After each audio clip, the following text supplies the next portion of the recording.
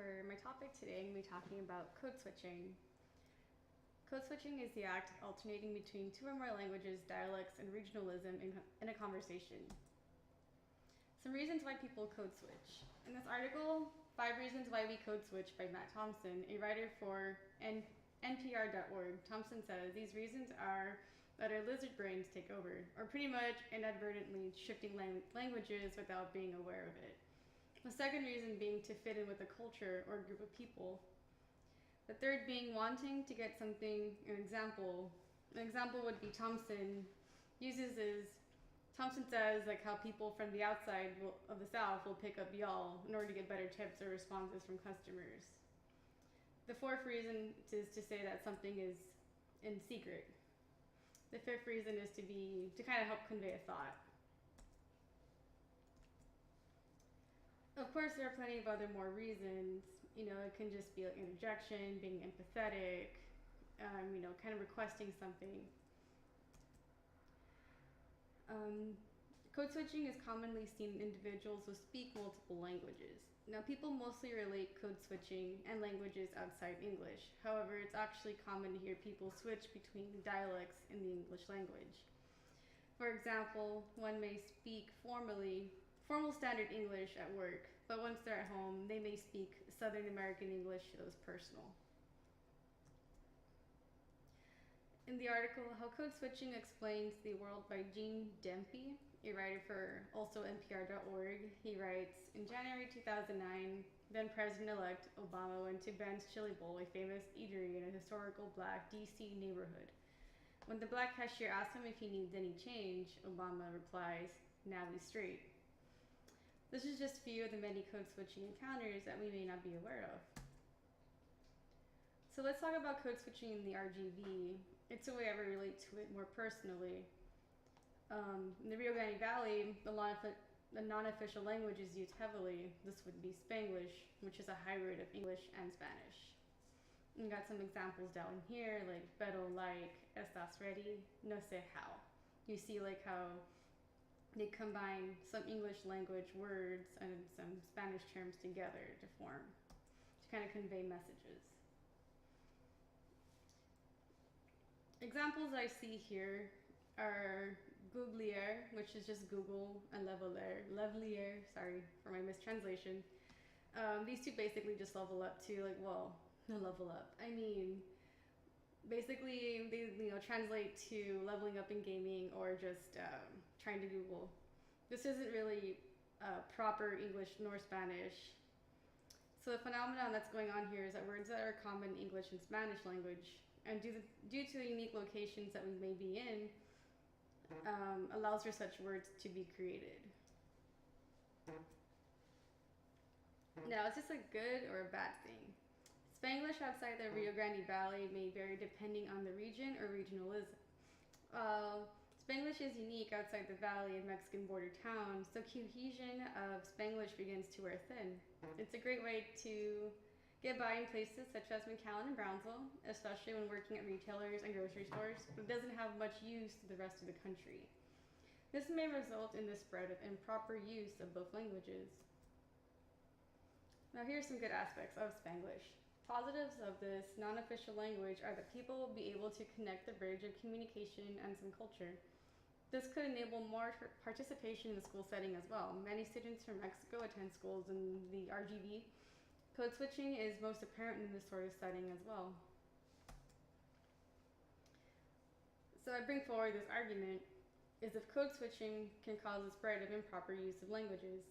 While I am mostly relating to what I see and experience in the RGV, the argument applies to all languages. I argue that code switching may be detrimental to those who haven't been exposed to language and now are. They will pick up these words and improper phrases, therefore being at a disadvantage to actually wanting to learn the language in the future.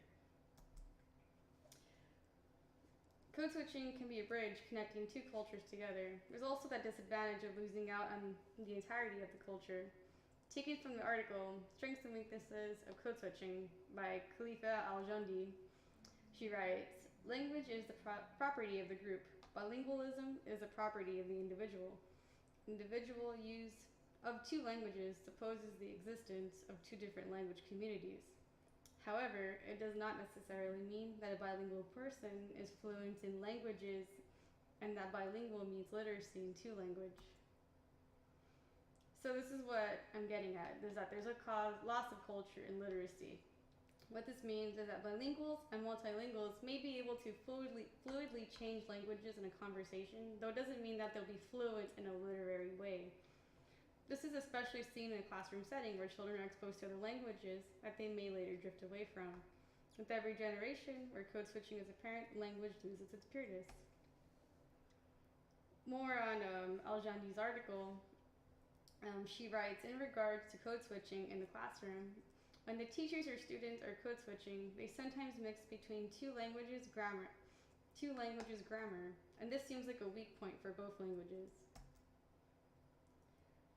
So in conclusion, I do think code switching is great to get students more involved, to create connections and learn foreign language to a certain degree. Though there are some consequences in shifting between multiple languages, literacy and to some degree culture is lost when the habit of shifting becomes unaware. In regions such as the Rio Grande Valley, code switching is difficult to avoid. It's what makes our culture sort of unique. However, this practice shouldn't serve as a replacement just to get by. While other aspects of code switching, such as shifting dialects and using only certain terms in a region isn't a bad thing, we must not let the practice of combining languages a norm, because the language will fade as generations continue to dismiss proper use of it. And here are my link to the sources. I'm going to go ahead and let my partner Lucas finish up the presentation.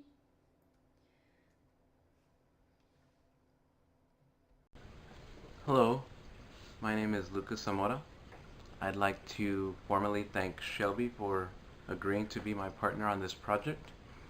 As you have probably already heard in her presentation, in which we've collaborated, she spoke on the ideals of code switching, which is undoubtedly an important topic considering the circumstances today. Code switching is prevalent here in the Rio Grande Valley and all over the world, basically. I appreciate your time, Shelby, and I'm just going to go ahead and piggyback off of what has already been said. Most notably, the topic of Spanglish, as you can see here by my presentation. Now, it is no secret that the Rio Grande Valley experiences code switching. Whether it be in the workplace or school or even at home, different dialects have been melded together to form a union of diverse sentences. Absent of language at its purest form, code switching I discussed to you today is Spanglish, of course. Alright, now the questions that I aim to answer through this is obviously its origins, the origins of Spanglish. Is Spanglish indeed a language, and the effects of Spanglish over time? Now, according to the origin, you can trace the origin back probably several centuries. Most notably, Spanglish is believed to have been a result of the Treaty of Guadalupe, signed in 1848. This, of course, happened after the Great War, in which Texas wanted to separate itself from Mexico. Mexico's defeat at the hands of Texas meant that suddenly the border shifted. Now we have, in effect, Mexican citizens living in an area that is no longer Mexico because Texas conquered the land. So they had a choice to make. Do they move back to Mexico? Do they shift with the border? Or do they remain where they are? And as a result, this clash of culture led to a clash of language. This ultimately trickled down to us, and now we hear phrases like el otro día fui al mall, or vamos a parquear el carro. Alright, now parquear is not the purest form of the word. Obviously, it's a loose translation. Rather, estacionar is the correct Spanish form of the word. In addition, carro is not the purest translation of the word car. Rather, automobile or coche are correct and acceptable terms. Now, all this leads to whether or not we believe Spanglish is a language. From my perspective, and this is just the opinion of one person, I would argue that Spanglish is indeed its own language. Shelby did an eloquent job speaking on Spanglish and giving examples of several different iterations of this code switch, and she also provided many sources that evidently prove Spanglish could indeed be its own language. Now, I believe it's a hybrid blend of English and Spanish, and that's actually more renowned than it is just my belief. It is served as a bridge between the language barrier that divides us. Obviously, it's most prevalent in the Rio Grande Valley, but it also stretches upwards into San Antonio. As previously stated, you can look back into your history books to the 1800s as the original origins of Spanglish.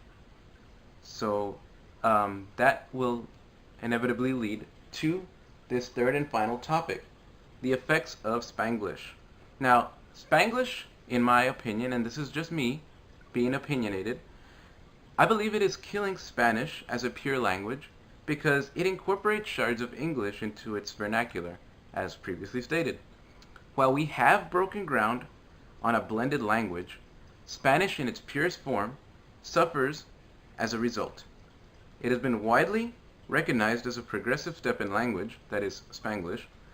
It may not be long before you see an uprising of those seeking to preserve Spanish in its purest form for the sake of culture.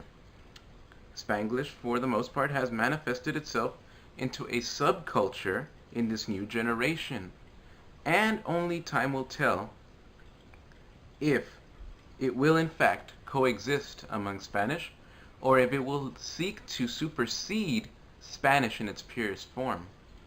Now, once again, I do mention that Shelby had a variety of different things to say about that matter in her presentation, and she provided a variety of sources that eloquently speak on behalf of Spanglish, but also speak to the dangers that Spanglish